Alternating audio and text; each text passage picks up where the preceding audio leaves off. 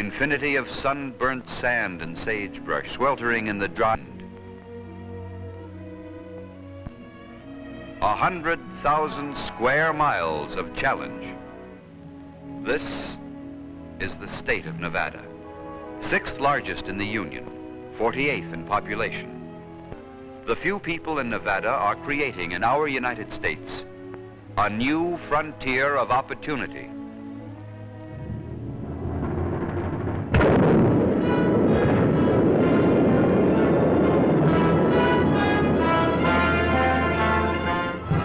Nevada today is a place of up-to-date cities, offering the most modern improvements. The beginnings of industry, large-scale mechanized mining, a profitable agricultural enterprise, ingenious irrigation system, fine educational activity, and a hard-working progressive population, all challenging the future.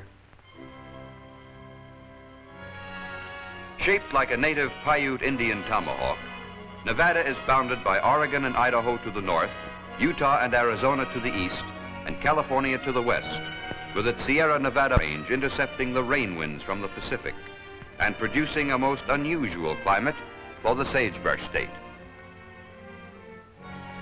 320 days of dry, bright sunshine, only 10 inches of rainfall. Yet here in the state of least water is successful agriculture. Nevada has the smallest number of farm and ranch operators in the nation, with only 6% of the land area under active cultivation. From sagebrush and sand, acres of oases. Ask a Nevada farmer how it's done, and he'll point to the nearest mountain slope. The Nevada water trick is worked with snow. Early each spring, the snow crop is tested for depth, water content, and probable runoff. This runoff is channeled into reclamation projects for future irrigation needs. Forecasts for more than 10 years now have been 98% accurate. This spring harvest from melting snow flows into rivers, which are the most challenging on Earth, decreasing in flow when their water is most desperately needed. Many, with no outlet to the ocean, seep away, sink into the bottomless sand, and disappear in desert dust. This challenge has been met with a chain of reclamation dams to store water for rainless days. Rye Patch Dam, holding the snow-swollen flow of the Humboldt River, has made Lovelock Valley famous as the Nile Valley of Nevada. Lahontan Dam in the Newlands Reclamation Project traps the waters of the Carson River for release as needed to the 80,000 acres now under cultivation in Churchill County. More reclamation projects, irrigation canals, sluice gates, leading to more water for greater diversification of enterprises. This is the ever-present need of Nevada farmers and the shape of the future. Water for the premium tomato seedlings of Moapa Valley, which give eastern growers a head start on their own crops. Water for juicy strawberries, water for dry onions, Nevada heart of gold melons, long-eared corn, great flat fields of barley, rye, oats, wheat, and alfalfa.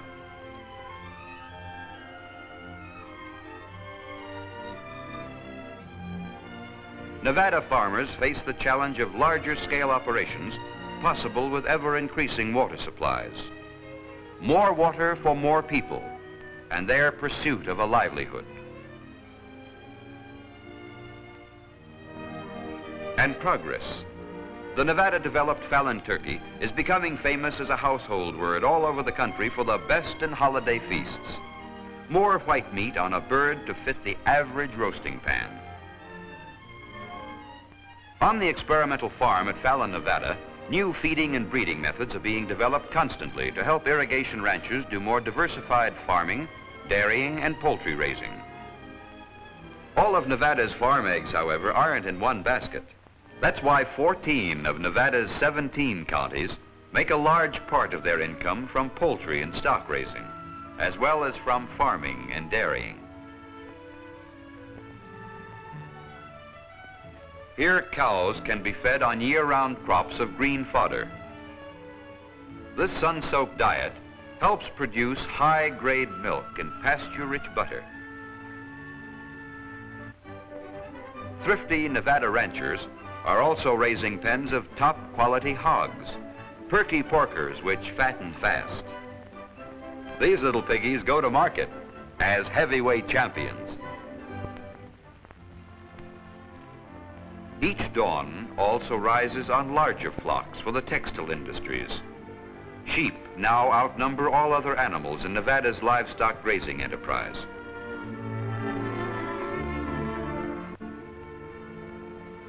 With the cooperation of the U.S. Grazing Service and the Forestry Service, Nevada is developing sheep raising on a major scale using public domain rangelands.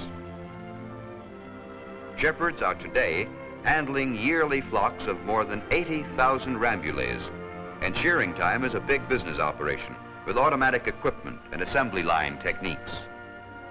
A valuable crop of wool for the national market.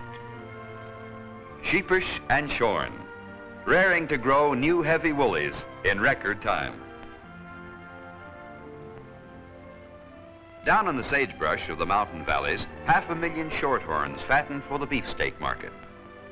With its agricultural production to supply winter forage crops and great open ranges for spring, summer, and autumn grazing, Nevada has literally taken the challenge right by the horns to become a great cattle-producing country.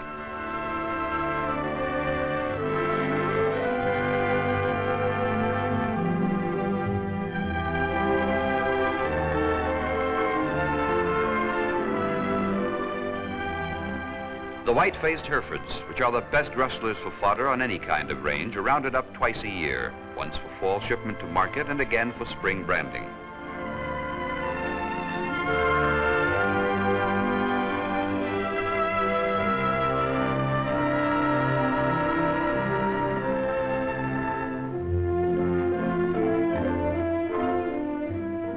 More than 2,000 brands are registered in Nevada. Trademarks in a big business filing system for a growing industry.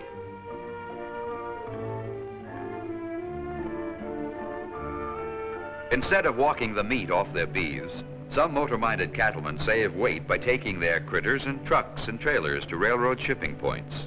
Another way for meeting the challenge of wide open spaces. And the interstate freight carriers that haul out the products of Nevada's multi-million-dollar ranching and agricultural industry bring back the fuel, machinery, and manufactured goods that make large-scale productivity possible. Nevada became known to the entire world in 1859, heralded as the wealthiest mining area in the history of the earth. The Conestoga wagons rolled in from the east, and 49ers doubled back from the Gold Coast of California.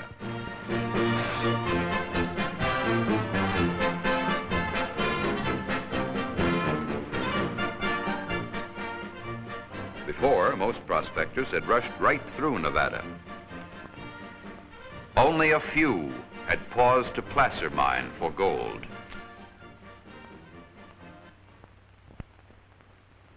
It was in the black clay of Nevada, cursed as a nuisance by these early gold diggers, that silver ore was discovered. Silver, assaying phenomenal values per ton of ore.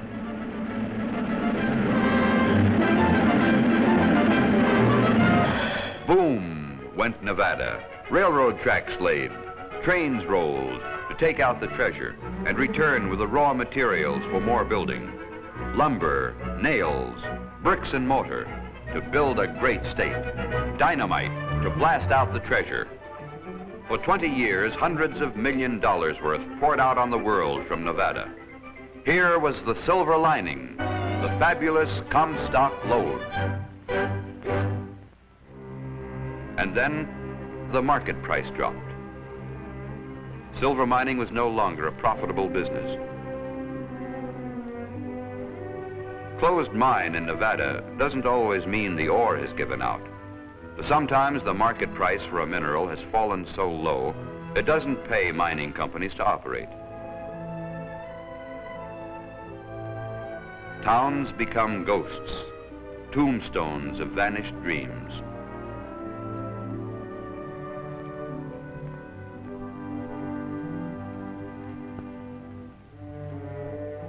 Mining is like any other business, depending on market conditions. When demand goes up or cheaper methods are developed for recovering the ore, or when rich new deposits of the ore are discovered near the old diggings, mines and mining camps come to life again. And so the cycle goes in every mining area the world around. The graveyards of Nevada are full of men from all over the world who made rich strikes of ore in the turbulent past. In violence and in chance, the treasures of Nevada were tapped by adventurers who accepted all challenges. The treasure map of Nevada is still rich with commercial minerals. Silver, gold, copper, lead, zinc, tungsten, gypsum, silica, turquoise, rubies, sandstone, barite, pearlite, pumice, brucite. New era bonanzas in the ground. Today, copper is booming. Out of the open pit mine at Ruth, Nevada, one of the world's largest, 18,000 tons of copper ore are being rediscovered a day, and the end is not in sight. From Nevada's huge copper smelting plant at McGill flows a torrent of the molten electric metal.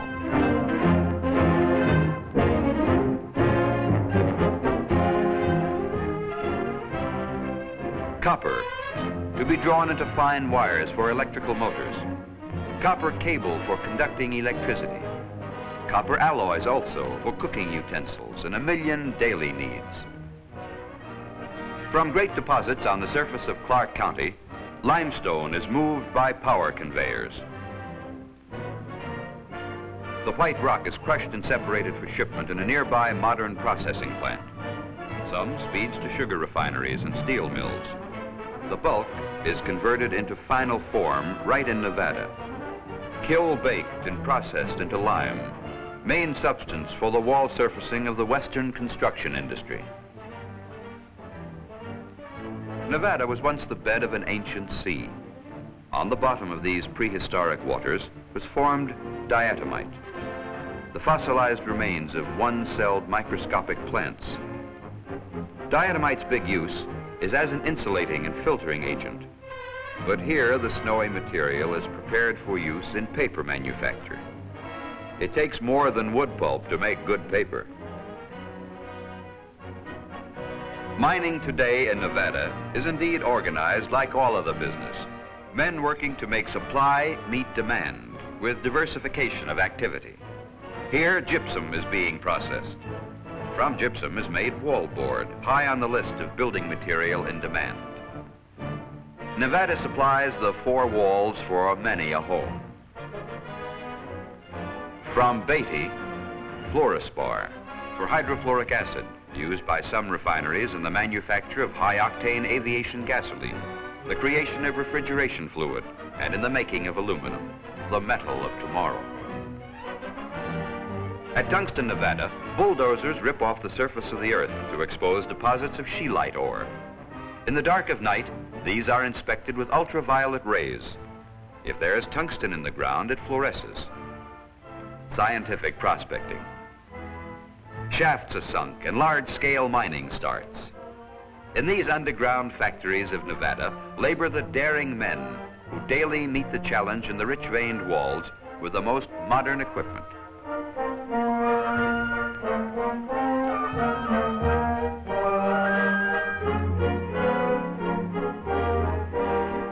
From finding the ore to refining the mineral with the flotation recovery process, electric power and mechanization team up with the men of Nevada to bring forth tungsten, a handful of shining lights from the depths of the earth.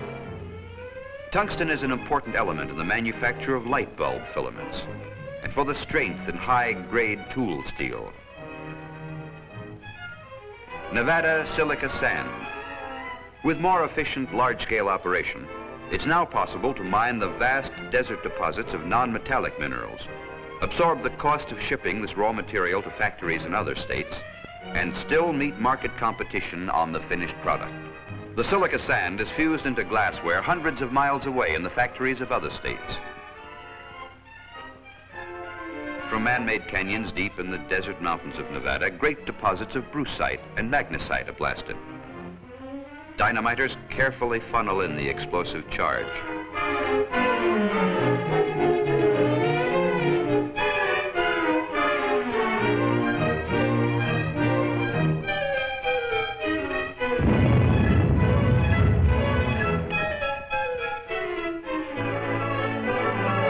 Landslides of brucite, raw material for fire bricks, fire clay, and ceramics were sailed to the entire nation. This section of Nevada around Gabbs is correctly called Mineral County. Improved power equipment, such as this mighty desert battleship at Battle Mountain Goldfields, today gives higher production at lower cost, putting more profit in placer mining. Gold and silver are still important Nevada moneymakers. Precious gold is panned the modern way, yet still with precious water. Old diggings at Concolor Silver Mine near Virginia City also have been given new life by the power of the diesel and the gasoline engine. And with improved methods of recovery, the cyanide process, lower grade silver ore, which before might have been left in the tailings, can now be poured into bars of silver. Nevada's best for the silversmith, hand-wrought art objects, and the manufactured articles of industry. Deep in the natural canyon between Nevada and Arizona, another challenge has been faced, with Hoover Dam and other hydroelectric projects on the Colorado River.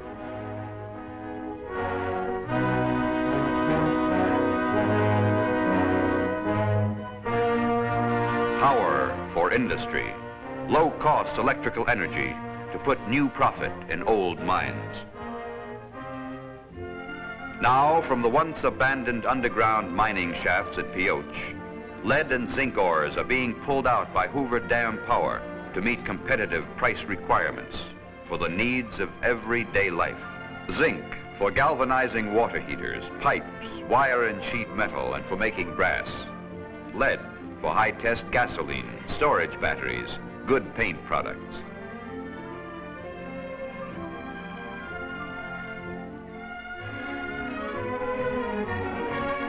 To further develop new processes for the electrolytic extraction of metal from ore, the U.S. Bureau of Mines operates a pilot plant at Boulder City near Hoover Dam. Discoveries here may help create future industry in Nevada and benefits for the entire nation. The town of Henderson, built for war worker housing, may someday become an important American city. Because of the power source in nearby Hoover Dam, here was constructed a huge basic magnesium plant.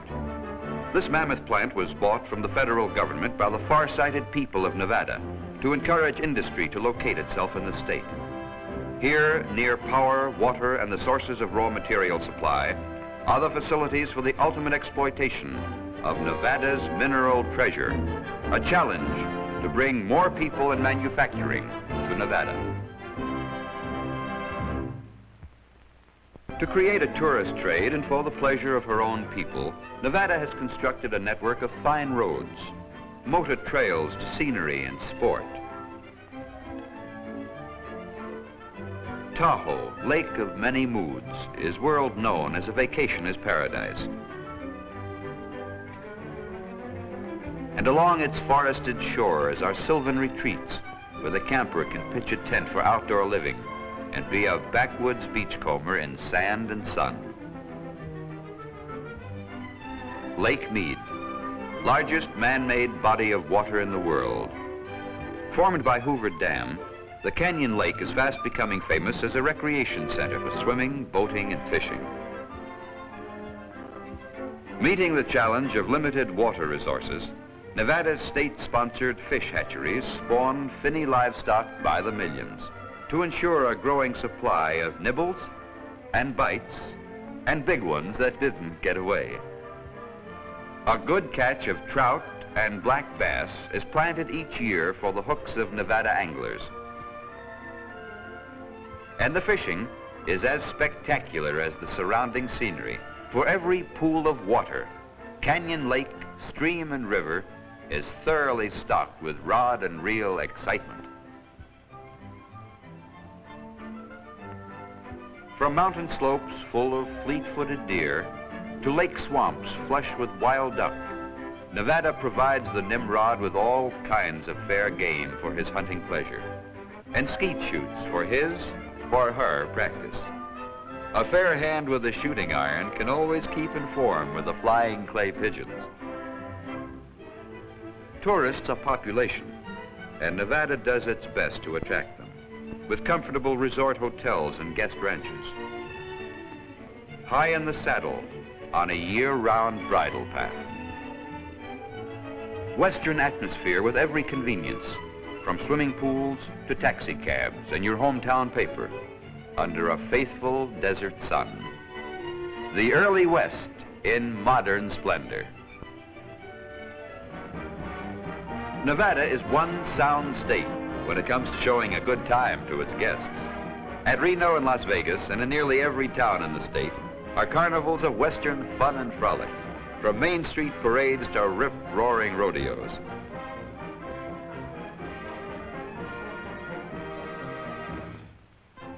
A rodeo in Nevada is the old-fashioned real thing. Ride 'em, cowboy.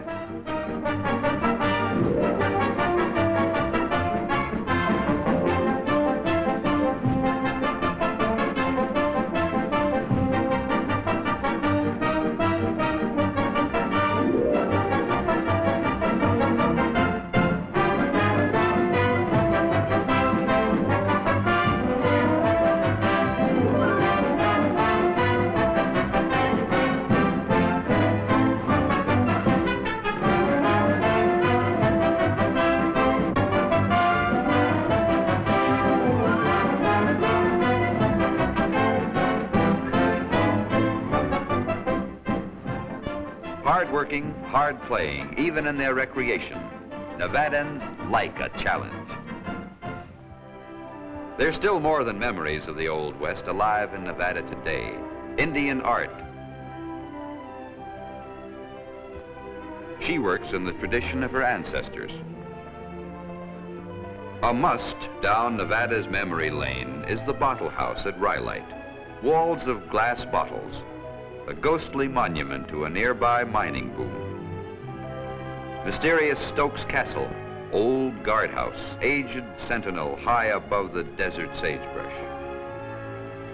And still as delightful as a century ago, the fields of wild flowers. Desert blooms in the waterless sage, picture postcard landscape. The great chasm of Cathedral Gorge, spires and arches of mineral rock.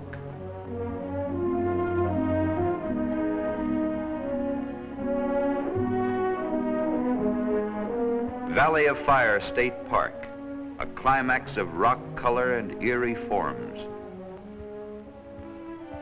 Windswept sand dunes, flowing contours forming a shifting pattern in the infinity of serene space.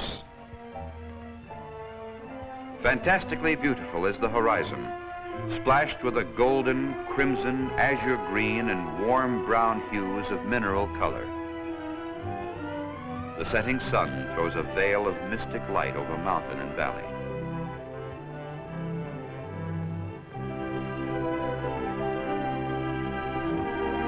Desert twilight is a study in blue. And night is moonlight and soundless shadows.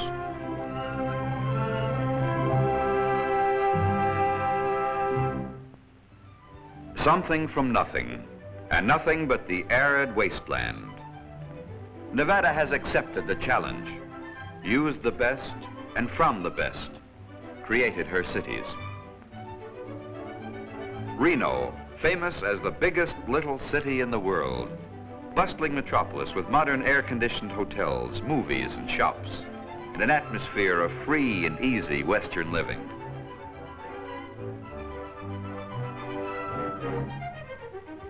Clean streets, desert air, shade trees, fine homes. Las Vegas, still a silver dollar city. Year-round vacation spot. From viewed hat counters to beautiful civic buildings, Las Vegas is becoming more and more a crossroads of commerce, as well as one of the fun capitals of the nation.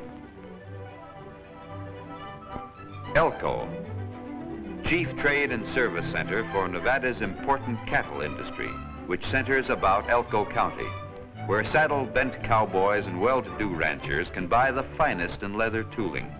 Leather grown and toughened on Nevada ranges, the best for those western boots and saddles. Ely is a mining town, a city set in the craggy cliffs of a mountain range, hub of Nevada's great copper industry. Nevada takes pride in having the smallest state capital in the Union, Carson City, where enterprising lawmakers do everything to make residents in Nevada more attractive and meeting squarely the challenge of not enough population. Some towns live on in memory of past glory, like Virginia City, once the largest community in the state, the center of the greatest mining activity in North America. Now, not much more than an interesting sight for tourists. Here on Old C Street still stand the iron-shuttered frame buildings with their wooden awnings, under which the two-gun quick-draw fighters dodged in those roaring days of the wild and woolly West. Despite her few towns of size, churches of all faiths have lifted their spires to Nevada's skies. A temple for worship in every community, challenging the obstacles of wide-open spaces and thinly populated areas. Nevada, for all its frontier spirit, believes wholeheartedly in the power of the mind and in its education. Here at Reno is the Progressive University of Nevada, dedicated to give full service to all the people. The College of Agriculture, practical courses designed to promote more scientific and profitable farm operations. The Agricultural Experimental Station, offering first-hand experience to the state's future ranchers and farmers. At Nevada's university, the Mackay School of Mines today cooperates with the state and the U.S. Bureau of Mines staff to do far-reaching work for the future of the mining industry. Every year, more highly trained engineers are graduated, better equipped to challenge the vast mineral resources of the state. Here is Nevada's future. All over the wide stretches of the state, there are schools for the youngest children. Nevada law says a school must be provided any place where there are 5 children of school age, and the school is kept open as long as there is an average attendance of 3. And in nearly every farming community, 4-H clubs prime the younger set for more advanced work. Junior is given a hand in his education, and Sis gets a chance to put the domestic arts to practice, competing for the sought-after prizes in the annual county fairs of the sagebrush state. The people of Nevada, like the tenacious sagebrush, which serves as the state flower, have met the challenge of their state with their own resourcefulness. Across the rugged face of the land move the products of their labors in growing volume, abundant testimony of hard-won success. The measure of the land is wide, and there are new goals for more people. People to bring more water to more land, people for further research and ore processing, people for greater production of minerals, people to match the land in which they would live, men and their women and children, people to build on the achievements of the past, to accept the challenge of the still untouched natural resources of Nevada.